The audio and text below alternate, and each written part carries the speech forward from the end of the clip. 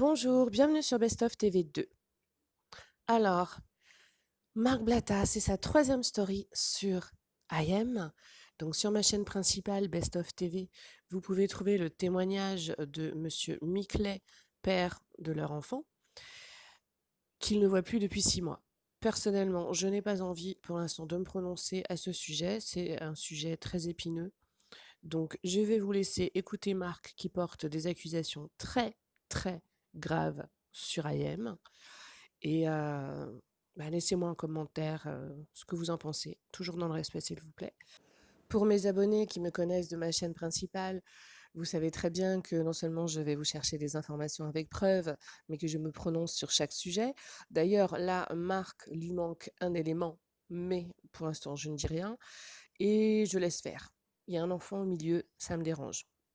Allez, je vous laisse visionner ça. N'oubliez pas de liker la vidéo, de vous abonner si ce n'est pas déjà fait. À bientôt sur Best of TV 2 ou Best of TV.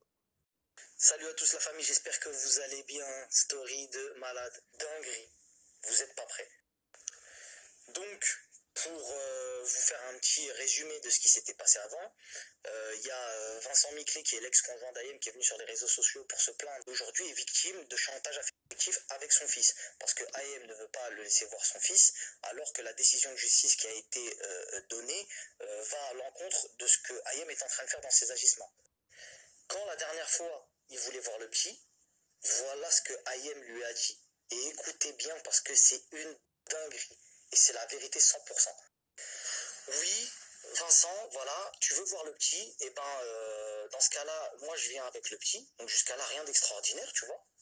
Mais il va falloir que tu me payes des vacances pour que je sois proche du petit au cas où. Donc je viens là où tu es. Tu me prends une chambre d'hôtel. Quand je te dis une chambre d'hôtel, c'est même pas une chambre, une suite. Tu me prends une suite. Tu me prends un chauffeur. Tu me payes tous mes restaurants haut de gamme. Tu me payes tout. Tu me payes tout. Si tu veux voir le petit, voilà mes conditions. Elle lui dit ça normal. Et quand on est venu me dire, par-dessus le marché, que Rémi, lui aussi, il bénéficie de tout ça, Bah bien je sûr. comprends mieux, en fait, le délire. Oh, qui s'assemble se Donc ressemble. Rémi cautionne les agissements d'Ayem, dans ce qu'elle est en train de faire, du chantage affectif, avec le fils d'un homme parce qu'il a de l'argent. Ça vient et ça lui dit, voilà, si tu veux voir ton fils, Ayem et moi, on va venir dans tel hôtel, on veut un chauffeur, on veut ceci, on veut cela. Mais c'est pas tout, parce qu'il t'a payé 150 000 euros, ton corps il vaut 150 000. Voilà, je te le dis. Bon, je vais pas te cacher que c'est pas une dinguerie non plus, tu vois, c'est bien. D'ailleurs, on n'est pas dans la méchanceté, c'est bien. Mais je pense que 150 000, il y a eu une histoire. Mais 150 000 dollars qui a été donné pour voir le petit. Ça veut dire que lui, t'a dit, je veux voir le petit. Qu'est-ce que tu lui as dit? Tu lui as dit, d'accord.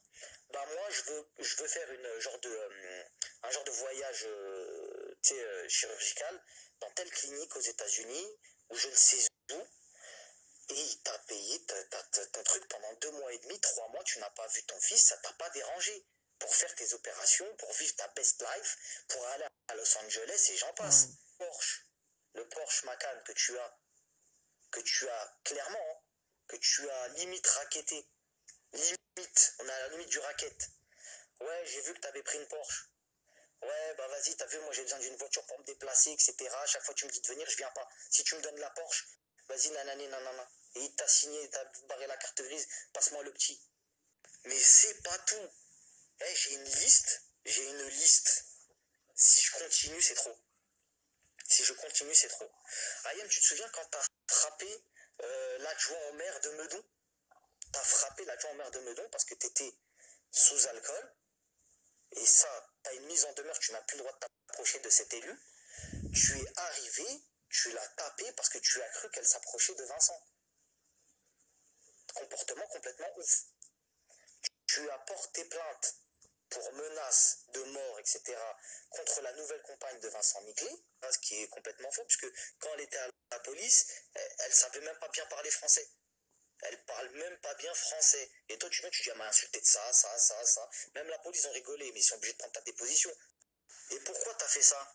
T'as fait ça tout simplement parce que juste avant, comme la compagne de Vincent Miclet, bah forcément, c'est pas une fille à histoire, tu vois ce que je veux dire.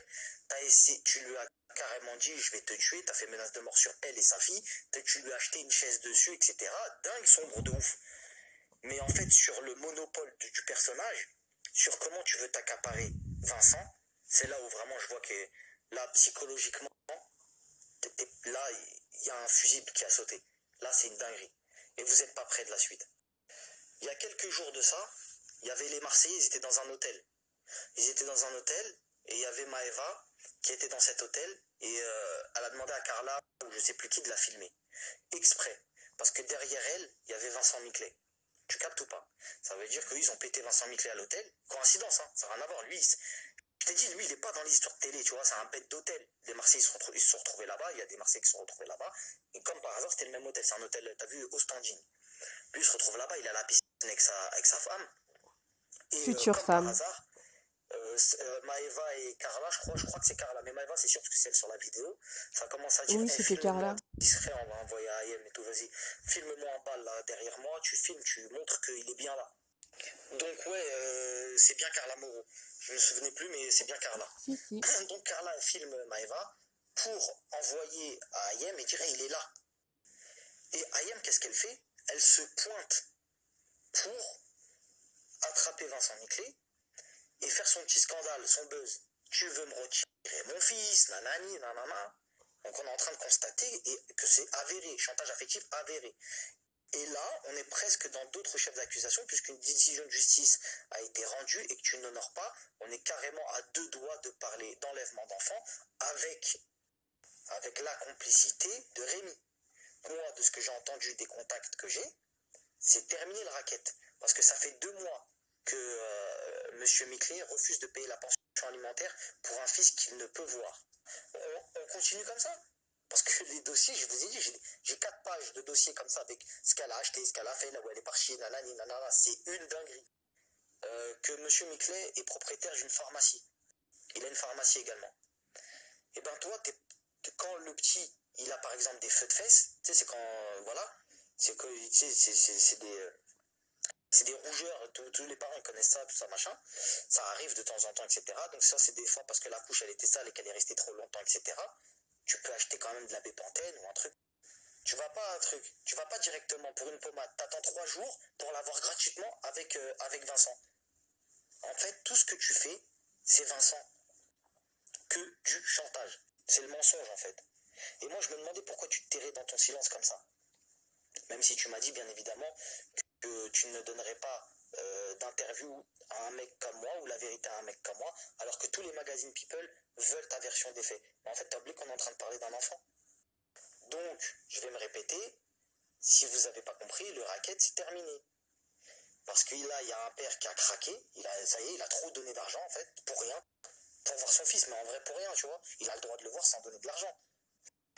Et juste écoutez bien, parce que ça, faut le rappeler, c'est une dinguerie ce qu'elle a fait. J'ai les dates. Septembre 2016, rupture avec Vincent Miclet. Entre Ayem et Vincent Miclet, ça s'est terminé en septembre 2016. En juin 2018, il a rencontré sa nouvelle compagne. Ce qui veut dire qu'il y a eu approximativement à 2 mois près, 2 ans, où il a été célibataire et qu'il n'a pas eu de compagne fixe. D'accord? Donc entre 2016 et 2018, il y a 2 ans. Ensuite, en Noël 2019, un an plus tard, soit 3 ans après la rupture avec Ayem nous faisait encore des snaps en disant arrête Vincent, arrête, alors qu'il n'était pas là. Pour faire croire à certaines personnes qu'elle était toujours en contact avec Vincent, pour que ces personnes-là puissent être intéressées par Ayem et puis travailler avec Ayem, etc. Parce qu'on Oh, sait la qu'elle avait un homme puissant psychopathe. derrière elle et du coup ça pouvait ouvrir des portes. Est-ce que vous comprenez?